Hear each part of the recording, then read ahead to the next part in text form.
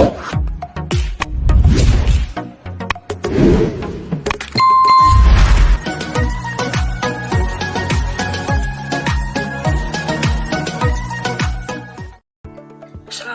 warahmatullahi wabarakatuh. Perkenalkan, saya Selvianis Fajar dengan NIM H1B02310052. Di sini saya akan menjelaskan tentang budidaya rumput laut jenis rumput laut merah, yaitu Euchyma spinosum. Untuk outline yang akan dibahas yaitu pendahuluan, teknik budidaya, pembahasan, dan juga kesimpulan.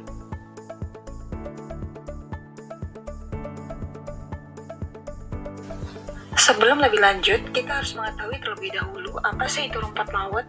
Jadi, rumput laut merupakan tumbuhan air dengan senyawa bioaktif yang menghasilkan metabolit sekunder. Metabolit sekunder ini berfungsi sebagai antioksidan, antivirus, anti jamur, serta antimikroba.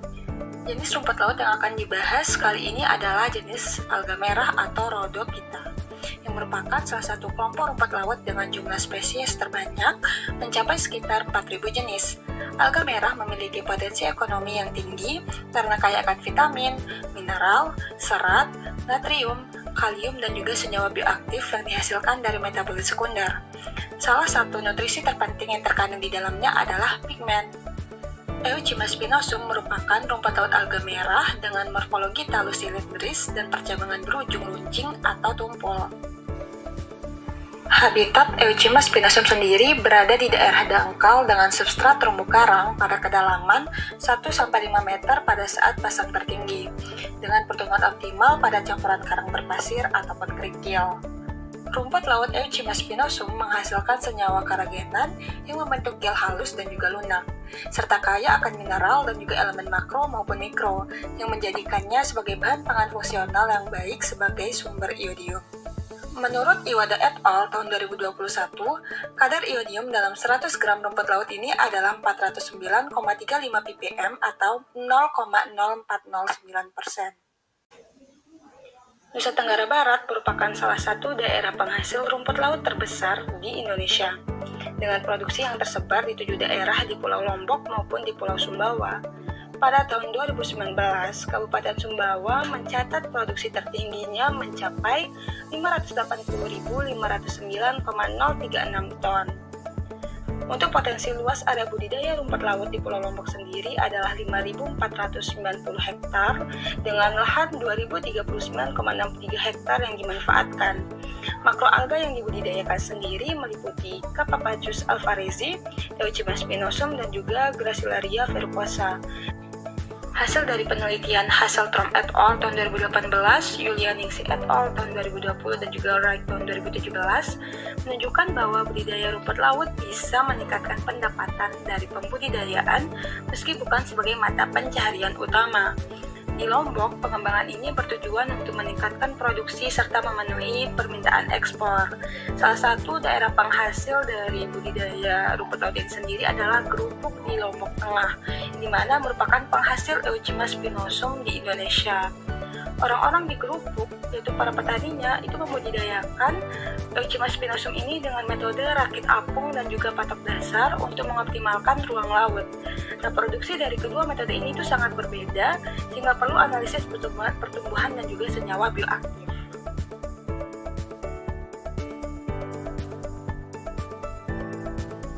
Metode budidaya yang pertama adalah metode rakit apung.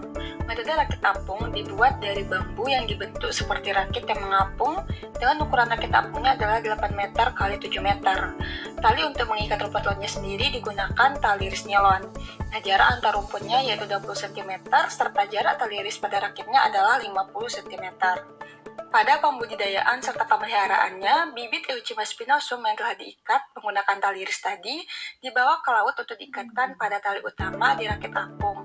Pengangkutannya sendiri digunakan perahu untuk pembawaan bibit rumput laut ke lokasi rakit apung. Penurunan bibit ke laut sebaiknya tidak dilakukan pada saat sinar matahari yang maksimal guna menghindari stres pada bibit. Jika pengikatan bibit pada tali iris baru bisa diselesaikan pada saat siang hari, maka bibit bisa direndam terlebih dahulu di pinggir pantai sampai sore hari atau hari berikutnya baru ditanam ke laut. Penanaman bibit rumput laut dilakukan pada waktu pagi atau pada sore hari. Hal ini dikarenakan intensitas cahaya matahari yang terlalu tinggi bisa menghambat pertumbuhan, bahkan dapat menyebabkan kematian dari bibit rumput laut yang akan digunakan. Setelah sampai pada lokasi budidaya rumput laut yang sudah diikat pada tali ris, selanjutnya diikatkan pada rakit.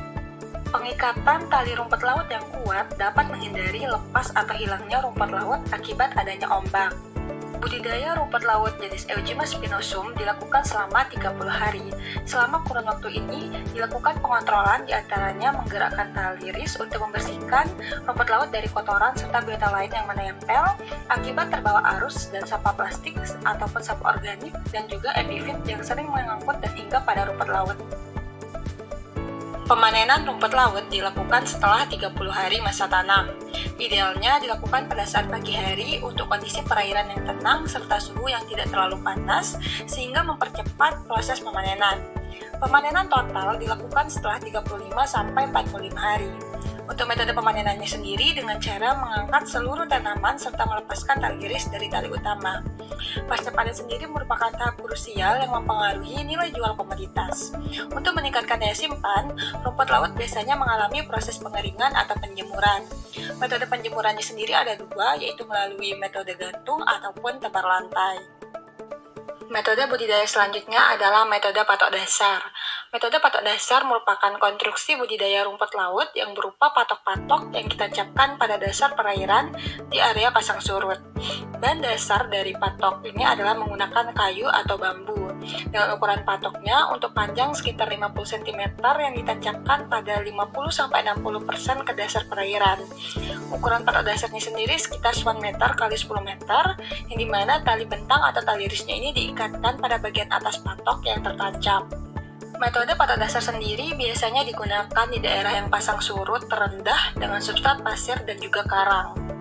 Pada persiapan penancapan, lubang dibuat terlebih dahulu menggunakan besi guna mencegah kerusakan pada patok. Pada persiapan dan pemeliharaan bibit Eugymnus spinosum yang digunakan diseleksi terlebih dahulu dengan kriteria rumput laut tidak ada luka, warna seperti warna asli yaitu warna merah, serta tidak ditempeli oleh biota lain. Selain itu, bibit rumput yang baik yaitu talus yang sehat tanpa adanya gejala penyakit, karena apabila ada akan menghambat pertumbuhan pada talus. Setelah itu, bibit ditimbang sejumlah 60 gram untuk diikatkan pada tali ris. Untuk lokasi pengikatannya sendiri dilakukan di tempat yang teduh serta tidak boleh terkena sinar matahari langsung. Hal ini dikarenakan supaya bibit tidak stres serta rusak akibat matahari. Bibit Eugymnus spinosum yang diikat pada tali ris dan dibawa ke laut untuk diikat pada tali utama di patok dasar. Pengangkutan bibit ini sendiri dilakukan menggunakan keranjang yang dibawa dengan berjalan kaki. Penurunan bibit ke laut sebaiknya dilakukan pada saat pagi atau sore hari agar bibit tidak mengalami stres. Hal ini dikarenakan intensitas cahaya matahari yang terlalu tinggi dapat menghambat pertumbuhan, bahkan dapat menyebabkan kematian bibit rumput laut yang akan digunakan. Waktu pemanenan sendiri sebaiknya dilakukan pada saat pagi hari agar penjemuran bisa langsung dilakukan dan hindari panen saat hujan. Karena pada saat panen dalam keadaan hujan itu dapat menurunkan kualitas rumput laut. Kegiatan pemeliharaannya sendiri dilakukan selama 30 hari, kemudian dalam jangka waktu tersebut dilakukan pengontrolan dengan cara membersihkan rumput laut dari tumbuh-tumbuhan serta biota-biota laut yang menempel.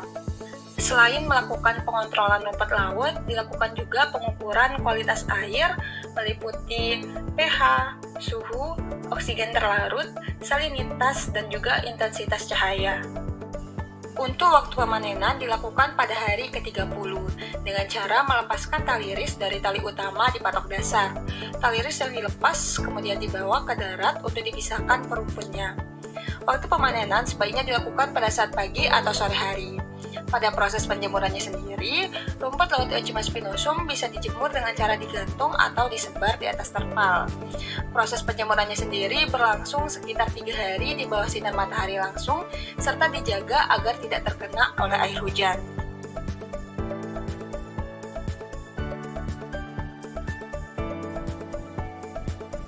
Dalam budidaya rumput laut jenis Euchemus spinosum, pemilihan metode penanaman memiliki dampak yang signifikan terhadap produktivitas serta kualitas hasil. Pada metode patok dasar dengan penggunaan patok kayu atau bambu yang ditancapkan di dasar perairan yang dangkal, terutama di area pasang surut, bibit rumput laut diikatkan pada tali ris yang terhubung dengan patok tersebut.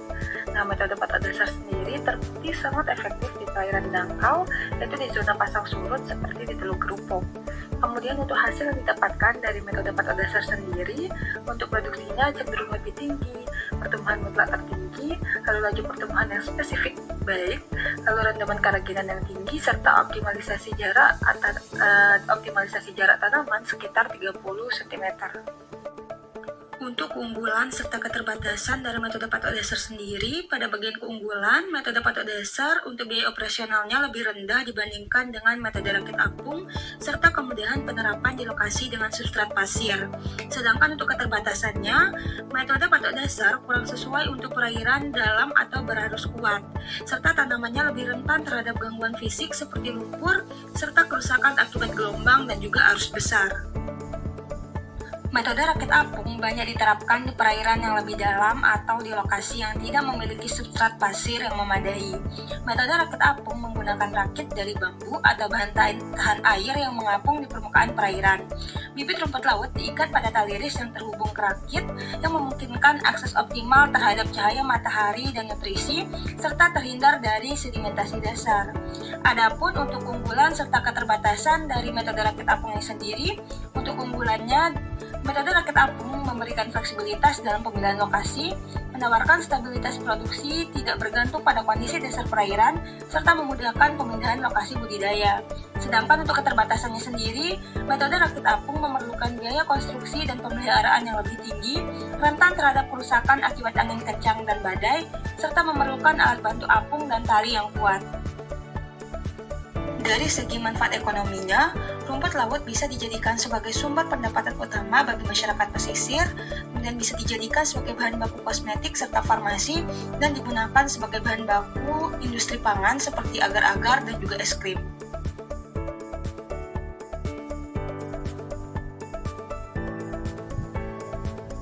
Untuk kesimpulannya sendiri, metode patok dasar terbukti lebih efektif dalam menghasilkan rumput laut jenis Euchemus spinosum, terutama dengan pengaturan jarak tanaman yang tepat.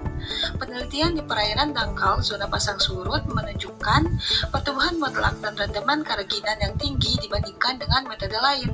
Sebaliknya, metode rakit apung lebih cocok untuk perairan yang dalam, tetapi hasil persatuan luasnya belum melebihi metode patok dasar. Oleh karena itu, metode patok dasar dengan pengaturan jarak tanaman yang optimal adalah pilihan terbaik di perairan dangkal untuk mencapai hasil budidaya yang melimpah serta berkualitas. Kemudian ini adalah referensi yang saya gunakan. Sekian pemaparan terkait budidaya rumput laut jenis Euchemus spinosum. Untuk teman-teman yang ingin bertanya, silakan menulis pertanyaan di kolom komentar. Terima kasih.